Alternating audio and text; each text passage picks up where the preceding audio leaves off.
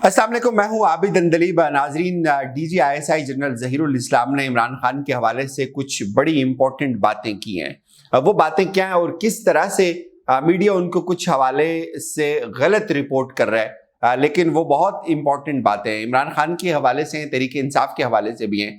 वो आपके सामने रखेंगे। आज उनका पूरी जो वीडियो है वो सामने आ गई है। वैसे ये तो कल से ही ये टॉक शो का हिस्सा बन गई थी ये खबर। साथ साथ आपको ये खबर मैं दे रहा हूं बाज़ाब्ता तौर पे कि लाहौर के जो 4 हलके जिनके अंदर ज़िमनी इलेक्शंस होने हैं, इस वक्त आप ये मेरी बात लिख लें, अगर वहां फिर इलेक्शन हो जाता है तो वो चारों के चारों हलके तहरीक इंसाफ मार्जिन से जीत रही है। वहां बहुत बड़ी परेशानी का सामना करना पड़ रहा है मुस्लिम लीग नून को। इनके अंदर एक बहुत बड़ा इख्तिलाफ सामने आया, उसकी कुछ अंदर की खबरें आपके सामने रखेंगे। और MQM की और पीपल्स पार्टी की जो लड़ाई थी, पहले ये लड़ाई बंद कमरों में होती थी, अब ये बाज़ाब्ता लड़ाई प्रैक्टिकली फील्ड के अंदर होती हुई नजर आ रही है। और बात यहां तक पहुंच गई है कि अब हम हैदराबाद को ताले लगा देंगे अगर इसके बाद पीपल्स पार्टी ने हमारे साथ मजीद वही कुछ किया जो वो कर रही है। ये कौन कह रहे हैं? ये MQM की एक सीनियर लीडरशिप कह रही है। पहले बात करते हैं जनरल ज़हीरुल इस्लाम की। आपको पता है उनका एक हिस्टोरिकल बैकग्राउंड है, वो बड़े जबरदस्त जनरल रहे ISI के अंदर। उनका एक बड़ा किरदार रहा और उसके बाद इमरान खान के साथ उनकी एक एफिलिएशन है। उस पर अब उन्होंने उनके हल्के में भी चूंकि ज़िमनी इलेक्शन हो रहा है PB7 के अंदर, जिसमें कर्नल शबीर तहरीक इंसाफ के कैंडिडेट हैं, उसके ऊपर उन्होंने अपने घर में कुछ लोगों को बुलाया और उनके साथ जो बातचीत की, मेरे ख्याल में ये वो जो बातचीत है ये आपको लीड करती है इस वक्त जो विद इन इस्टेब्लिशमेंट जो इमरान खान की हिमायत इस वक्त मौजूद है। तो वो माइंड सेट है और ये वो वजह है। एक तो उन्होंने कहा जी एक्चुअली मैं न्यूट्रल हूं, मैं कोई सियासतदान नहीं हूं, लेकिन हमारे मुल्क के बारे में आपको कैसे पता चलता है कि आपका मुल्क जो है वो ठीक चल रहा होता है? जब आपके मुल्क की आवाम उस मुल्क से, उस मुल्क के निज़ाम से जब खुश होती है। किसी भी मुल्क की खुशहाली की तारीफ इन पैरामीटर से की जाती है कि अगर उस सिस्टम से वहां के लोग खुश हों।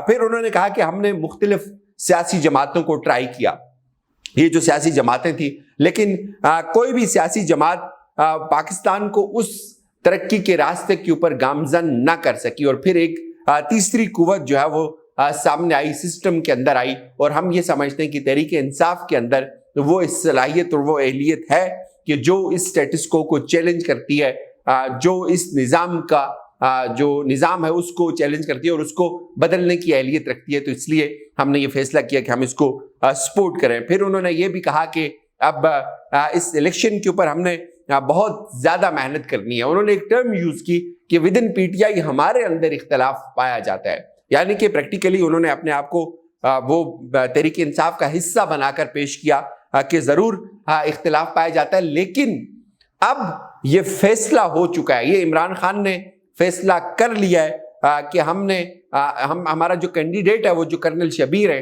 हमने उसको सपोर्ट करना है। ये एट एनी कास्ट हमने करना है। अब जब फैसला हो जाता है, उन्होंने कहा कि मेरा फौजी बैकग्राउंड है, तो उसके बाद हम सब स्ट्रिक्ट होते हैं, हम बाउंड होते हैं उस फैसले को मानने के लिए। और बिल्कुल अब ये फैसला हो चुका हुआ है और हमें अब इनको सपोर्ट करना है।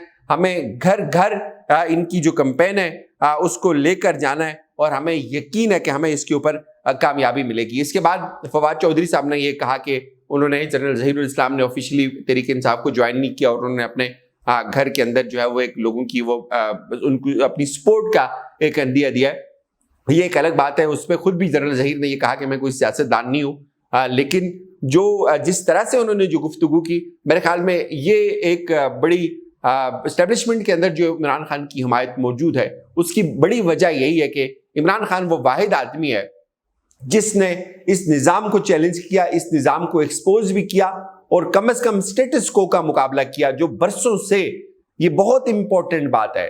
अगर हम लोग भी इमरान खान को सपोर्ट करते हैं तो उसकी वजह ये है कि he is the only person, वो वही ये कर सकता था और कोई नहीं कर सकता था।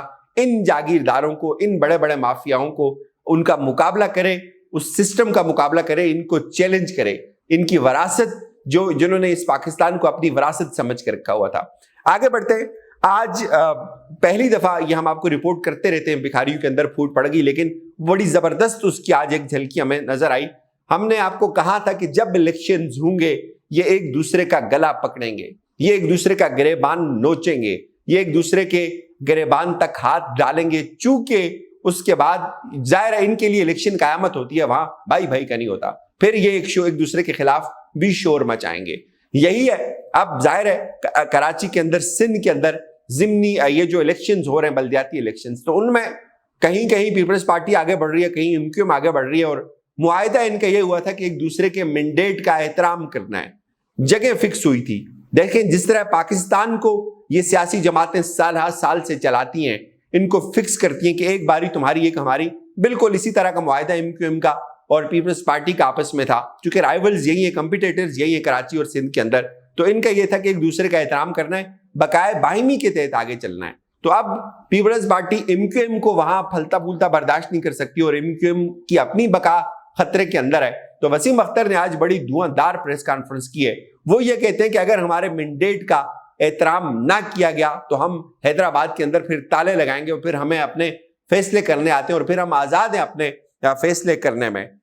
پھر انہوں نے کہا کہ ہم ان کو وارن کرتے ہیں کہ جو کچھ انہوں نے کل کیا ہے اس کو یہ کراچی کے اندر ریپیٹ نہ کریں، اگر اس کو ریپیٹ کیا گیا تو حالات بہت بگڑ جائیں گے۔ اب بات کرتے ہیں لاہور کے اندر کیا صورتحال ہے۔ 4 حلقے لاہور کے اندر جس کے اوپر میرے خیال میں پورے پاکستان کی نظریں جو ہے وہ لگی ہوئی ہیں کہ لاہور کون جیتے گا۔ ایک چیز یاد رکھیں، لاہور مسلم لیگ نون کا گڑھ ہے۔ لاہور کے اندر اس وقت مسلم لیگ نون کو جس شرمندگی اور خجالت کا سامنا ہے، تاریخ میں ایسا کبھی نہیں ہوا۔ اس کی وجہ کیا ہے؟ یہ ایگزیجریشن نہیں ہے، یہ فیکٹ ہے۔ اس کی وجہ یہ ہے کہ نون لیگ نے، جن لوگوں نے حمزہ شہباز کو ووٹ ڈالا تھا تحریک انصاف کے لیے، وہ لوگ لوٹے بن گئے۔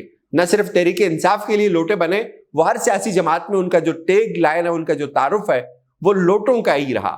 اب انہوں نے معاہدہ یہ تھا کہ لوٹوں کو نوازا جائے گا، ان کو ٹکٹس دیے جائیں گے، اور یہ بھی تھا کہ اگر لوٹے بھی نائل ہو گئے، مستقل طور پہ الیکشن کی دوڑ سے باہر ہو گئے، تو پھر ان کے رشتہ داروں کو ایکوموڈیٹ کیا جائے گا۔ خیر وہ مستقل طور پہ تو باہر نہیں ہوئے، وہ دوبارہ الیکشن کے اندر آ گئے، ان کو ٹکٹس دیے نون لیگ کی طرف سے۔ تو نون لیگ کا اپنا جو جینون ووٹر ہے وہ نون لیگ سے ناراض ہے۔ وہ یہ کہتے ہیں کہ آپ نے جو نظریاتی کارکن تھے، جو سال ہر سال سے سیاسی جماعت کے ساتھ وابستہ تھے، ان کو اگنور کر کے کیسے آپ نے لوٹوں کو ٹکٹ دیے، اور ہم کیسے ان لوٹوں کے حق میں نعرے لگائیں، ہم کیسے ان کی الیکشن کمپین کریں۔ تو اب فیصلہ یہ ہوا ہے کہ مریم صاحبہ کو اتارا جائے میدان کے اندر، وہ جائیں۔ حالانکہ یہ چیز یاد رکھیں، پنجاب کے اندر پریکٹیکلی حکومت ان کی ہے، وفاق کے اندر ان کی حکومت ہے، لوگ ان کے ساتھ ہیں، ریاستی مشینری ان کے ساتھ ہے، پورا ریاستی زمام کار ان کی انگلیوں کے اوپر ناچتا ہے، پولیس ان کی انگلیوں کے اوپر ناچتی ہے۔ لیکن جس طرح کی مزاحمت کا، جس طرح کی اندرونی پھوٹ کا جو سامنا ان کو لاہور کے اندر کرنا پڑ رہا ہے، یہ صورتحال تو لاہور کے اندر ہے۔ جب یہ مضافات میں نکلیں گے تو وہاں کیا عالم ہوگا کہ ان کو اپنے جو ووٹرز ہیں وہ ان کے ساتھ خوش نہیں ہیں کہ آپ نے لوٹوں کو کیوں ٹکٹ دی۔ اور دوسری طرف آپ اگر عمران خان کی کمپین دیکھیں، جو انہوں نے 4 کنونشنز کیے، جس طرح سے لوگ ان کے ساتھ ہیں، تو میرا ذاتی اسیسمنٹ ہے کہ یہ 4 حلقے تو کم از کم آپ ان کو مارک کر لیں۔ اگر یہاں فیئر پلے ہوا تو تحریک انصاف یہاں کلین سویپ کرے گی۔ اجازت دیجیے، اپنا بہت سارا خیال رکھیے گا۔ خدا حافظ۔